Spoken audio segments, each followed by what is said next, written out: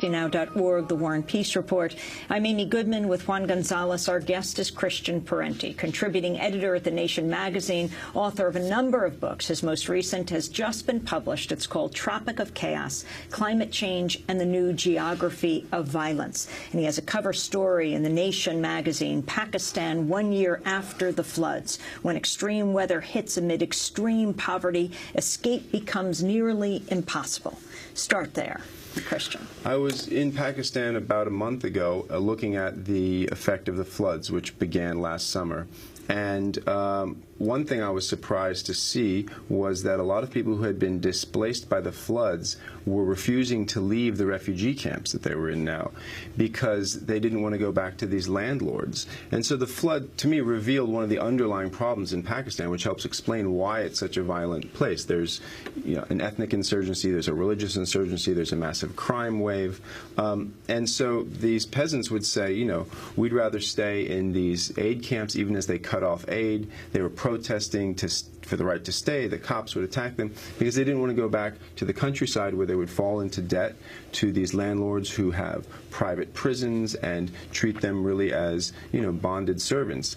And this is an example of how climate change works through other problems. It exacerbates pre-existing problems. And so the floods in Pakistan have primed yet another set of social problems. Where I was in Sindh, there's no insurgency, but it was a very badly hit area from the flood. Just north of it, in the Punjab, the Taliban are actually moving in there. And you can imagine what the long-term effects of these floods could be in terms of those types of politics. Where I was in Sindh, what you saw was mostly a rise of banditry and, perhaps an incipient ethnic rebellion developing. Talk about some of the other countries not part of the world, Bangladesh, Kyrgyzstan, that you also write about. Yeah, in Kyrgyzstan is an interesting example. It's not on many people's radar here, but last spring, 2010, people might remember that there were these ethnic riots between Uzbeks and Kyrgyz that left the capital in ruins, and the government called for Russian troops to come in, and the Russians very wisely said, no, we're not going to do that. Well, you dig into what that story is. It's not just a bunch of ethnic hatred between people. Kyrgyzstan gets 90% of its electricity from hydroelectric. They have this series of old Soviet dams.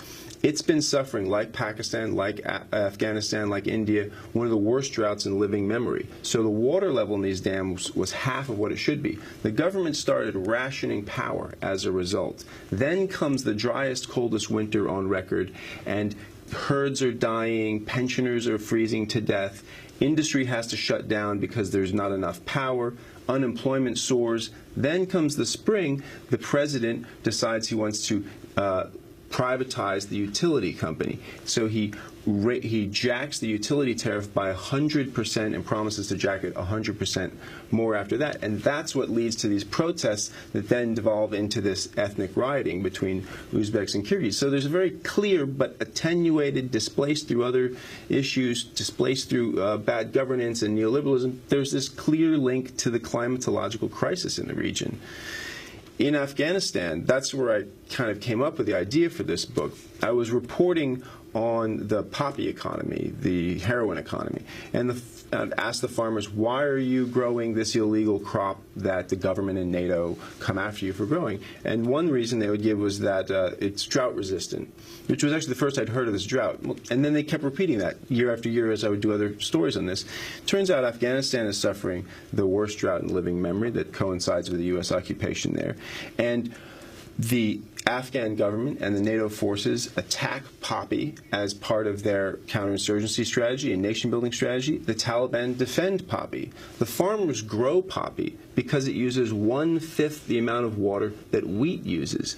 So along with the ethnic issues for young Pashtun men who join the Taliban and the religious ideology, there's also a very material motive for the young recruits to the Taliban that is rooted in climate change, which is that the only way they can survive is to grow poppy. And one of these armed forces says, we'll protect you as you do that. The other one says, we're going to eradicate your fields. So that's not the cause of the war, but it's an important factor and an increasingly important factor in why it drags on and on and on, and why there's such a social crisis in Afghanistan that expresses itself as war. So in effect, in many of these instances that you're talking about, what climate change change is actually doing is almost like turbocharging or being the fuel to the existing conflicts and making them far worse than anyone envisioned that they would be, existing class conflicts or disparities that exist in the nation. Yeah, exactly. And the Pentagon refers to it as a threat multiplier, which it sort of is. Speaking of the Pentagon, I was making a point earlier about counterinsurgency. I mean, the strange thing is that conventional warfare is associated with increased social solidarity. Not that I'm for conventional warfare, but, you know, during the bombing of London, during the Blitz, people came together. Out of that kind of comes social democracy in England. Counterinsurgency, on the other hand, leaves societies divided because the civil society is the battlefield, and the government forces or the occupying forces inevitably create paramilitary forces that are manned by criminals, that involves smuggling, it involves all sorts of criminality that is a genie that once the war is over and the mission completed is impossible to put back in the bottle. And so counterinsurgency as a response to climate change or a form of global management by the United States and the rich countries essentially seeds the world with problems that can range from crime waves to social breakdown. Earlier this month, more than 3,000 participants from 180 countries gathered in Bonn, in Germany, to lay the foundation for the upcoming UN climate talks in Durban, South Africa. Tove Riding headed the Greenpeace delegation at the talks. It's easier for politicians to respond after a catastrophe has happened than to show and be proactive, to actually try to prevent the catastrophes before they happen. And that's the essence of what we need in these negotiations. We need proactive politicians who actually take the opportunities to solve this problem before we end up in a climate disaster. After all, what we're talking about here is actually millions of green jobs. It's to transform our societies to energy systems that are safe, that are stable, and that are based on renewable energy and energy efficiency. That was Tove Riding of Greenpeace, Christian Parenti in Bonn, Germany, recently, talking about what has to be done. Yeah, unfortunately, you know, the international climate talks, due to the U.S., have really stalled out, and you know, what's necessary to deal with climate change and to avoid a future of warfare and social breakdown is both adaptation, because we're locked in for climate change even under the best case scenario, and mitigation. So a key fact that all your listeners I'm sure are aware of, that after 350 parts per million of CO2 in the atmosphere, we enter a danger zone where there's potentially self-fueling climate change. We're now at 390 parts per million in the atmosphere. So even if the world economy ceased operating tomorrow, there's going to be climate change kicking in and disrupting society over the next coming decades, and we need to adapt to that. War and banditry are a form of negative adaptation. Counterinsurgency, building borders, that's a form of militarized adaptation.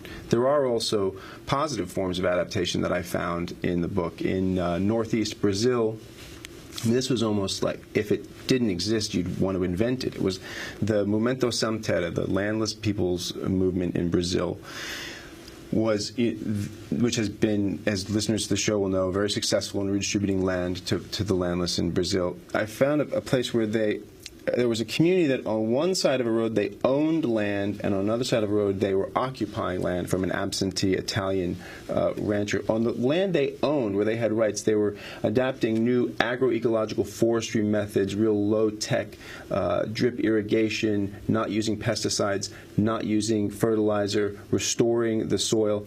On the side of the road where they didn't own land, where they were operating with greater risk, they used traditional mainstream methods of clearing the land, burning it, planting monocrops, using pesticides.